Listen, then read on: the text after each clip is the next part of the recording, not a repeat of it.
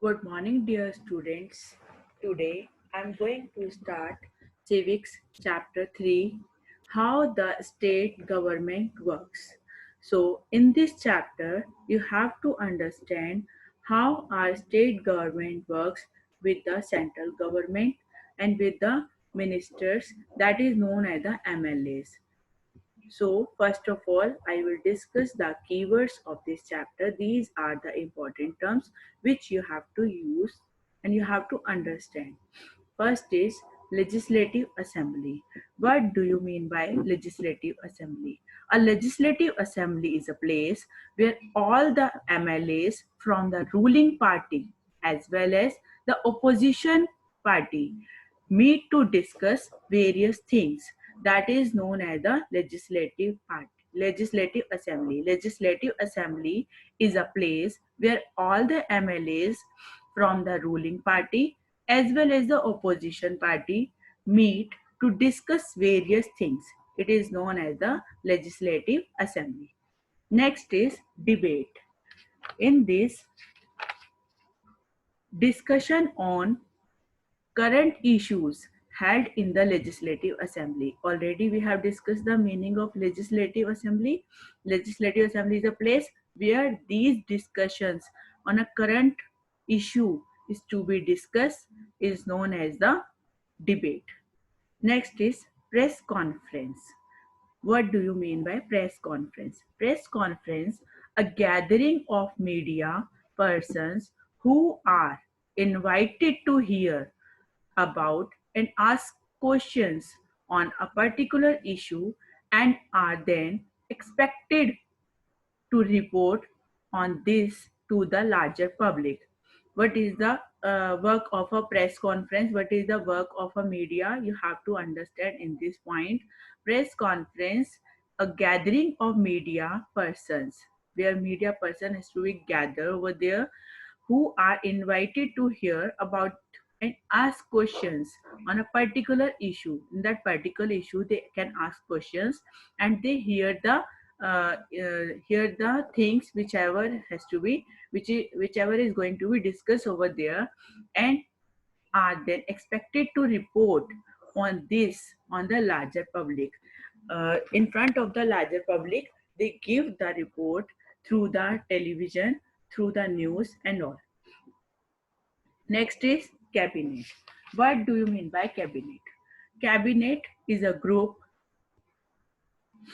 Cabinet is a group of ministers that handles all the major portfolios. What do you mean by portfolios? You can understand here. What do you mean by portfolios? Portfolio, the department provided to a minister to work. Like MLAs has to be chosen, and they are getting a work. They are getting a work or a department to do work. Like it can be a agriculture work. It can be any sanitation work, any kind of work department they get to do the work and handle all the work by the group of ministers is known as the cabinet. And portfolio, already I have discussed, that is a department of work which is to be provided to a minister, that is known as the cabinet. Next is constituency. What do you mean by constituency?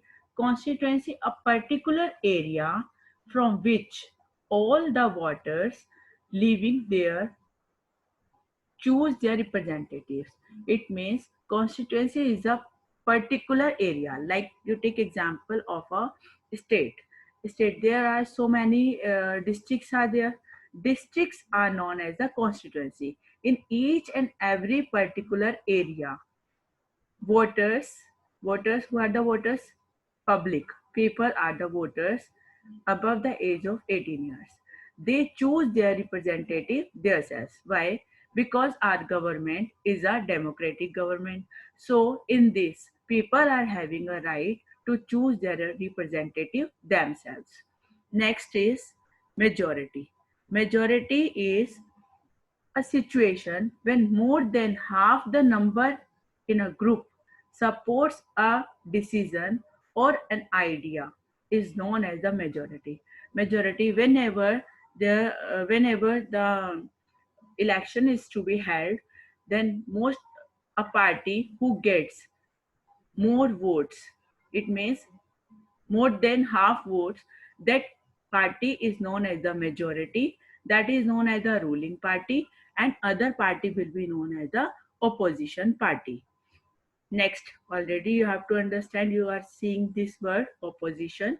Opposition is those elected representatives who are not members of the ruling party. It means why they are not a part of a ruling party, why they are not a member of a ruling party, because they have got less seats at the time of elections.